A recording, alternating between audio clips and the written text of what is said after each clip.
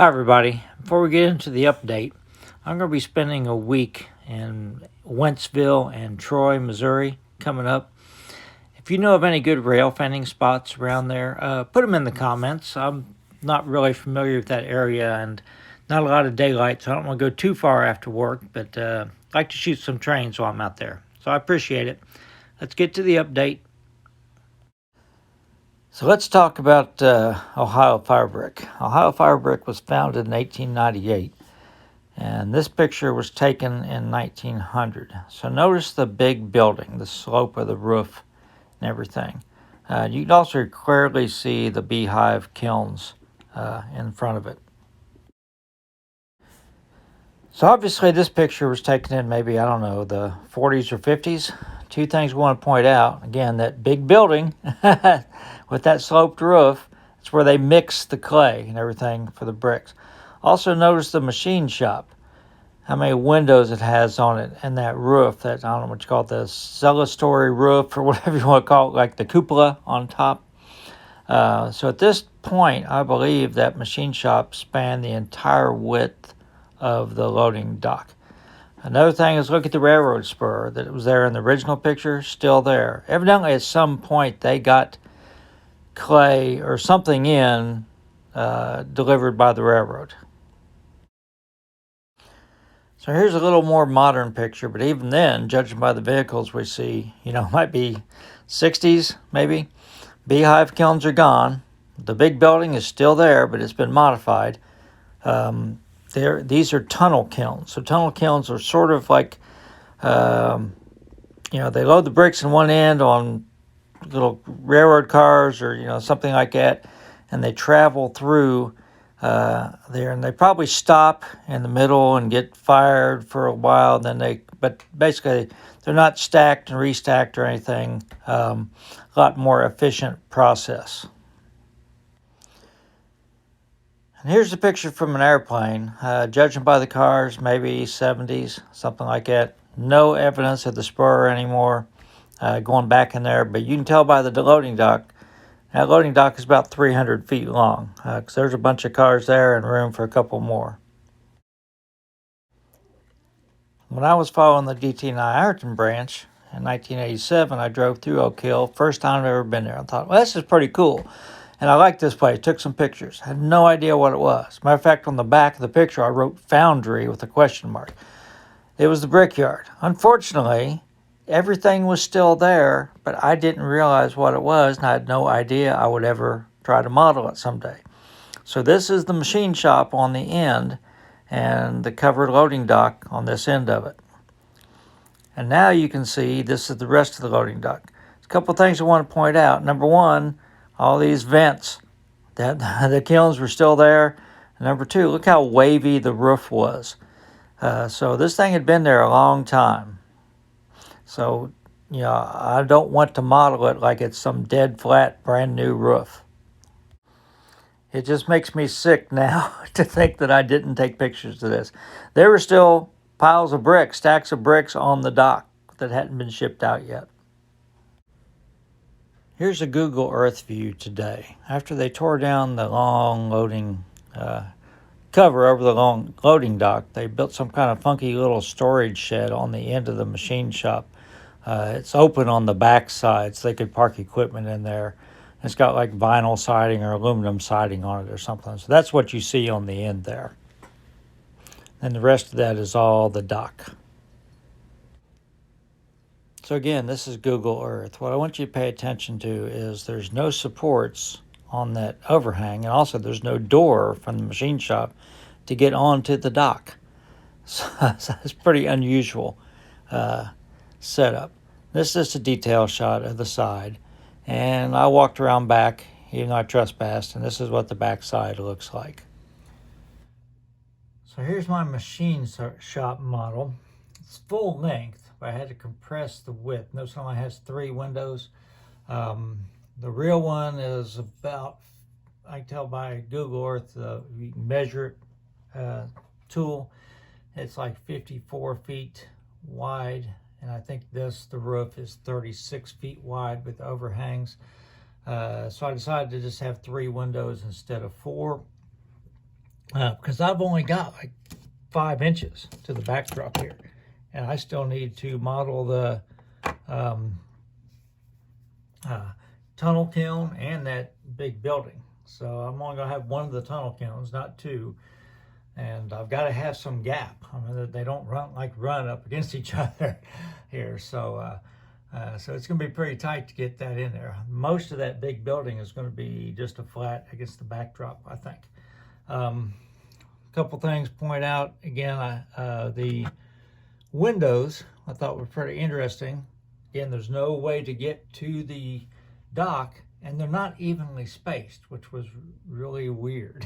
So they're not evenly spaced all the way across there. So I tried to model it that way. Just it's scratch built, just box with 040 styrene with the brick sheeting from N-Scale Architecture over it. Cut out the windows. The windows are from T-Sheet Train Group. The windows in the real building have 6 panes. These actually had 16, and I cut out the, I guess you'd call it the mullions in them, so I thought 4 would look better than 16, so I cut them out. On the end, those are 8 panes on the end, and they're actually a little bit taller.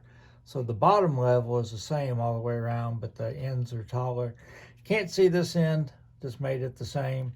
And I did model the back, even though you can't see the back on the real one.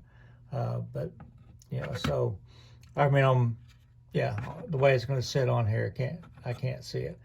I did take my loading dock down. I told you I sanded it, so I will eventually fasten the loading dock down, but I won't fasten the building down on that probably. So now let's talk about how I'm building the long dock. Now, like I said, the whole thing was like 300 feet long. From the end of the building to the end of the dock, I've got like 155 feet. So it's going to be a pretty long dock by model railroad standards. But it's, again, it would, by scale, it would be really, really long if I built the whole thing. I just don't have room for it. So I'll show you how I'm building that. I think it's best to have the camera steady, just on a tripod, and just move the building around. So basically, if you remember the picture I showed you, how wavy it was. So first thing I did was I cut out 10 of these. They're not going to show because of that low-hanging board, and I'll show you that picture here right now again so you see what I'm talking about. So here's what the loading dock looked like. I have no idea why they did this. Protection from weather, I don't know. But obviously it's high enough that a fork truck could go under and load a boxcar. So in real life, when you were standing under this thing, you probably could see the rafters. It probably went all the way up there, but again, you're not going to see them on my model. So I was thinking, well, how the heck can I build this thing? How can I put it together? Because my magnetic jig is not long enough to do all this. So basically what I did was I decided, okay, I'll cut out half width styrene. This is 040 styrene. And I glued them, just one at a time on that. I used a little square to make sure they were square. And then I built the other piece here, and then I took a real long piece and I went over the whole length of it. So they're nice and straight, but they're not perfect. So I think when I put 020 styrene on this, I'm going to have just a little wave on there, which is what I want. And I'm going to finish it. Again, I had black roofing. Remember the picture of the machine shop? It looks like it had some kind of metal roofing on it. But this looked like mine just had roll roofing. So I'll cut paper strips. I don't know how wide that roll roofing is, 3 or 4 feet wide and maybe 50 feet long. And I'll just lay them on there and overlap them, stagger the joints, and that's how I'll finish it. And on the end, again, like I said, so you won't be able to see the through there, I'll do the same thing as, you know, what you saw on the side. Again, I just kicked myself for not realizing what this place was and taking more pictures of it, because like I said, the kilns were back there. It was out of business in 1987, but all the stuff was still there. I could have taken a little side street there and just got a bunch of pictures. Probably what I'm thinking was, you know, when I take off on this road trip from Chillicothe, my parents' house, and I've got like three rolls of film with me or something, because this is for digital cameras. And I'm probably like rationing my pictures, thinking, well, I don't want to just take all the pictures up in Oak Hill. I've still got to go all the way down to Ironton. So I was really stingy on the pictures I took in Oak Hill. But, you know, and I've reached out to friends to ask them if they've got any pictures of the kilns, or any, especially color pictures of when they had boxcars sitting there, because the pictures I showed you in this video are all the pictures I have, and they're black and white of the, when it was actually in service. So it looks like the tunnel kilns are like a metal siding, which would make sense since, you know, it has to be heated up. They definitely weren't brick. They were definitely some kind of metal, so I'll probably just make them sort of a metal finish. And it doesn't look rusty. They don't look like they're rusty anyhow. But, you know, I'm going to need a ton of bricks, because, you know, if you saw the one aerial photo, there's just tons of bricks sitting between the tunnel kiln and the dock back here waiting to be loaded. So, yeah, this is higher, so I'm going to build the whole area up. So it's going to have more 3/8" balsa back here to raise the whole area up, because they could drive right onto the dock. There wasn't like a ramp or anything.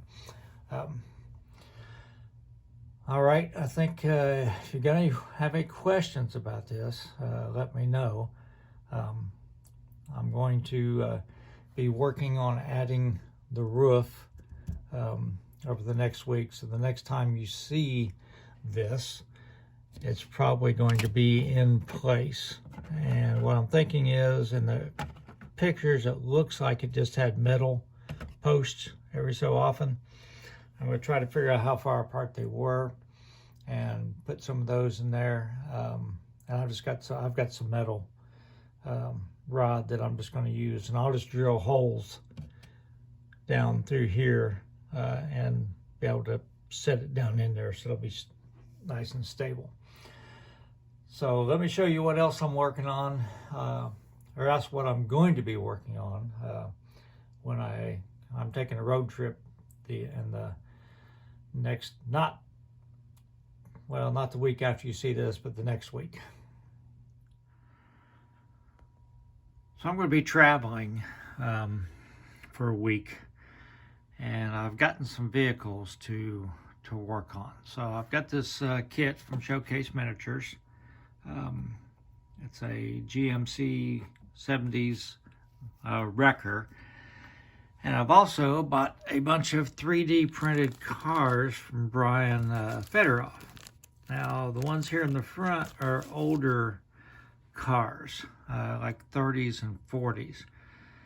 So my plan is for the gas station, again, I think in 1980 there weren't a lot of these gas stations around, still operating. But I'm going to say it's still operating by this old guy, and I'm going to put a chain link fence in here with, you know, a place where they can park cars that are being worked on, keep people out of them. And I'm going to have some of these older cars there, maybe a couple of them up on blocks, maybe a couple of them covered with tarps or something like that. So this area in here is going to be, you know, like I said, just an enclosure for old cars. I think I'm just going to fill most of this area in here with trees. I may put some kind of I don't know, a split rail fence or some low fence in here. Thinking about getting a guardrail along here, something. But those are my plans for the gas station. And when I'm in the hotel for that week, this will be a perfect project to work on assembling these cars. If I can spray paint them in advance, the bodies, I can paint the wheels and I can do the detail work with my little micro brushes and assemble them. Take some silver paint, paint the grills, headlights, things like that. That's great work in a hotel. I don't have to take a lot of stuff with me. So I'm not going to do a lot of, you won't see a lot of changes on the gas station for a couple weeks anyhow. As far as the post office goes, this is the only vehicle I can really find that's like a post office truck. And I could probably Google search it and find out that this is probably a little too modern for me. This is going to be parked there, like unloading, getting ready to go deliver mail. Again, it's a really nice kit from Showcase Miniatures. So I'll probably take that to the hotel too and just focus that week of maybe rail fanning while it's light, and when it gets dark, going back to the hotel and working on vehicles be a good thing for me to work on. So this is the kit that I'm going to, again, that's what I kit bashed into that. Had to change a lot on it. You can see like the bay window, this one's got a peak on it, and I took it off there. So this is actually scale dimensions of the depot that was in Oak Hill. And I'm going to do the same thing for the freight house, because the footprint what I have there is still correct. That's the scale dimension. So I'm going to take this building and make it into the freight house. I doubt if I'll do that at the hotel. I'll be busy enough with the vehicles, but so hopefully you'll see the freight house here reappear pretty soon. My biggest challenge is probably going to be matching the paint, because the rust, or the darker color, that's just like a rust color from Mission Models, but the yellow was like a custom mix, and I brush painted it. So that's going to be my challenge to get that yellow paint to match, because they painted both of them at the same time. If one got painted, the other one got painted. They were so close together. I was putting together this video tonight, and I kept looking at the pictures and looking at my model. I kept thinking something doesn't seem right. I think it was too light. It looked too white. So I gave it mixed up a little bit of a yellow paint with just a dab of red in it, give a little orange tint, and I think it looks better. It might be a hair too dark now, but it was just way too pale before. So I like this better now. I think it looks more like the real building in sunlight than it was before. So hope everybody enjoyed the update, and stay safe.